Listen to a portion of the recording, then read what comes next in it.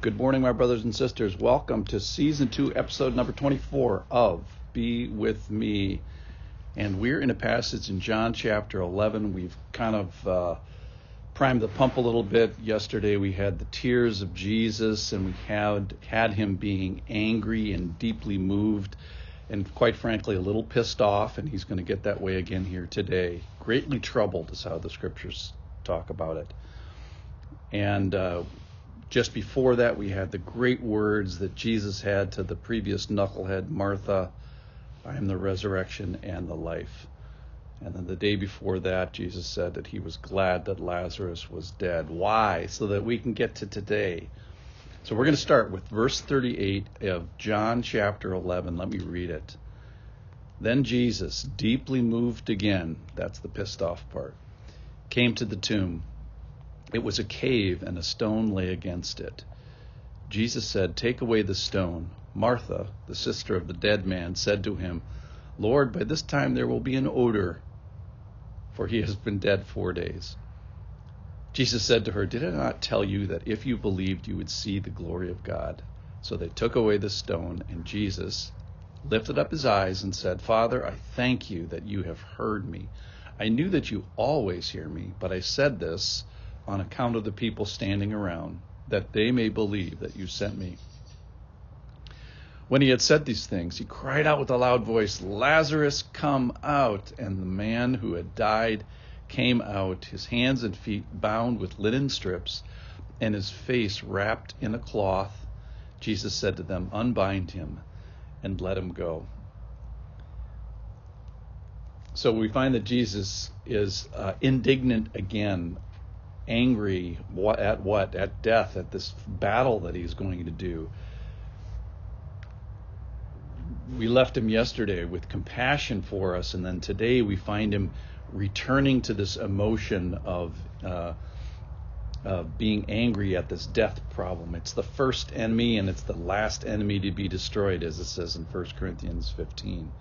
I was thinking about cartoons, Kung Fu Panda, Mulan, The Wolf Walkers. Every one of those movies has, some minions that are defeated near the end of the movie. But then there's always this final villain, and that's the battle that we see here today, the final villain being destroyed.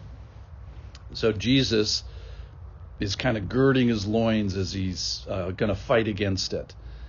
Verse 39, take away the stone. And I love the details in this story too today. It just touched me. So my favorite, of course, is Martha.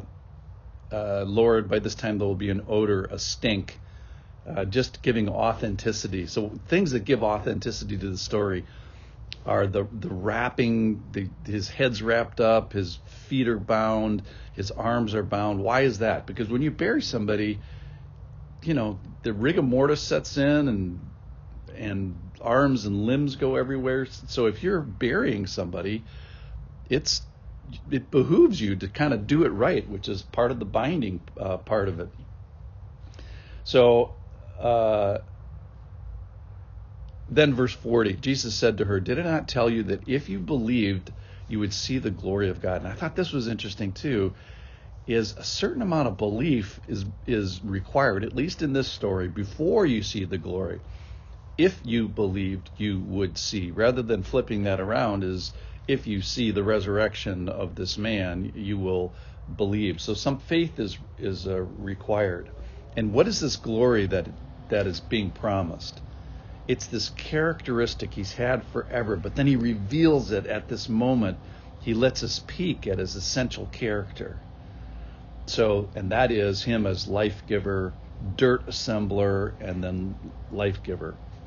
So I was reading in Genesis this morning because in Genesis he makes stuff. He makes land and sea and lights, and then he starts to make life, and starts with plants, and then he forms man. So there's this body, this mannequin, if you will, this thing that's in the shape of a human being. But then in 2:7 it says, "Then he breathed into his nostrils the breath of life, and man became a living creature." So not just formed like a man, but a living creature. So that's cool. And that's kind of what happens here, is he breathes life into this form of a man, this decaying form of a man, Lazarus. Then we get a taste of the Trinities. Father, I'm glad that you hear me and I speak things out loud. He makes the conversation external of an internal dialogue that he normally has. And then finally, the big moment, he speaks this word. He says, Lazarus, come out.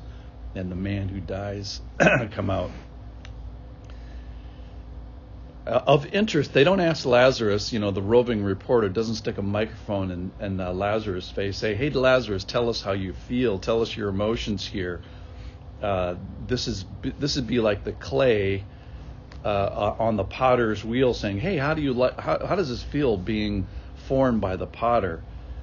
You just got life. The point isn't the Lazarus, even though that would be curious. The point is that death has been defeated here. This is like the opening skirmish, which is going to be another big skirmish is going to be at the cross, and another big one in Revelation.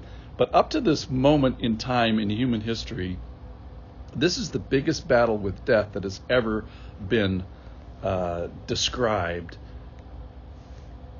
And it's the biggest battle since literally page 3 of the Bible, when the fall and death came into being. All right, so let's bring this home. So, Lord, I pray for me and us. Lord, I believe, and help me see the glory in this story. So show us a peek of yourself, a demonstration of your glory.